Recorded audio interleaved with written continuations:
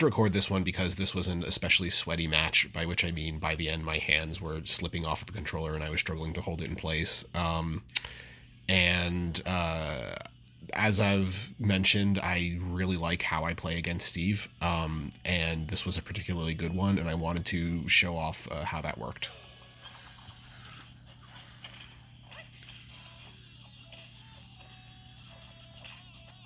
This Steve had some really interesting stuff with like fadeaway jabs. Like they wouldn't always be holding forward with their jabs. They would lean back just as often.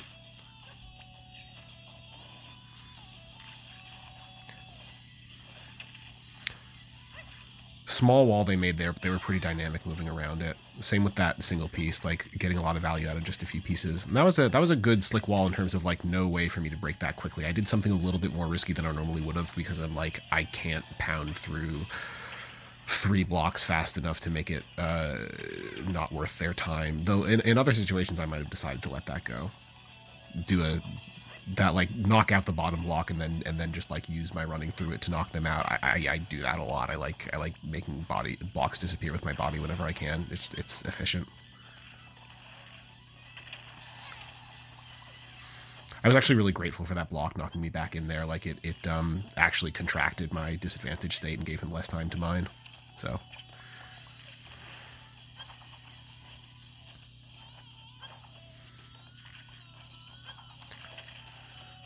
yeah, you put two blocks, one off the ground. I'm going to be like, ooh, that looks so tempting to break. I was actually that I think that I don't remember what I was thinking. I was thinking I hope I can get this ring just over these blocks because that might be good pressure. And I was just thinking about the combat value at the time, but I'm looking back at that now. I'm like, that was actually really cool and really precise. At the time, I was just doing what I felt like I had to do. So yeah, like that, like tapping the shield and then backing away. That's really slick. I haven't seen a whole lot of Steve's do that. This guy had some really unique boxing. Once again, you leave a couple of blocks there. I'm gonna be so eager. He should honestly he should start baiting me with that because it's so tempting to break them with my head. I remember I was feeling a little sweaty after that one. Like I had kind of a nice damage lead, and I was feeling stressed about giving that up and him getting the first stock. Like I said, I was scared against this guy. Nice. I'll take that. 20 damage isn't too much to make up.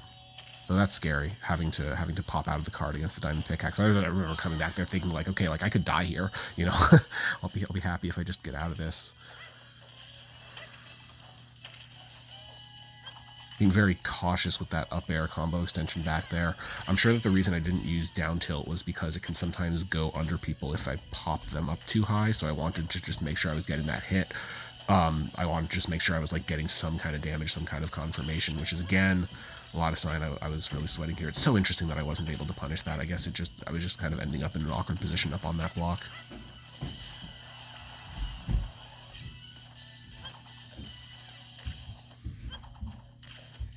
What's that stone doing there? So at this point, he's getting pretty drained.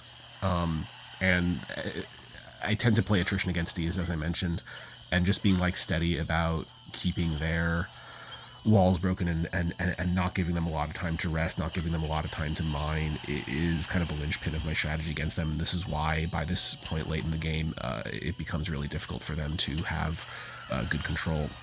Though I remember being like, oof, like that kind of sucks for me. I had the potential to get a bit more advantage out of that stock lead, and they got a good ledge guard back air to make sure that that didn't happen. I thought that forward air one into down tilt was a really a slick and fast way of clearing out a relatively chunky block since he's not using dirt anymore. I might use that. I might continue to use that. I remember at this point I was thinking like, okay, like I'm really happy that I have this good solid lead. This is really encouraging because I've been really scared this whole time. I'm going to do it again. Yeah, I'm going to do it again, of course. I'm thinking like, okay, like all he needs is a little bit of an advantage state to start bringing this back, and then sure enough, he gets those up air axe hits, and I'm like, okay, that's the start of the comeback if he wants it to be. So I'm like fighting for my life here, extremely aware that things could go wrong anytime. I'm basically at kill percent now. And I don't think it's the last time he hits me yet. Yeah, oof, this is such a scary place to exist in. Oh my god, and that's even scarier. Holy shit! And he really tries to fuck me up on the coming back there. Somehow I get through, get back in the cart. That's so scary. And then I'm like, okay, thank goodness, because had that up smash, I was still reacting as far as I'm concerned. So like had that up smash missed, had he gotten time to block, basically, had I been just slow enough that he could have put his shield up, he would have up smashed and I would have been dead. But Young Link wins.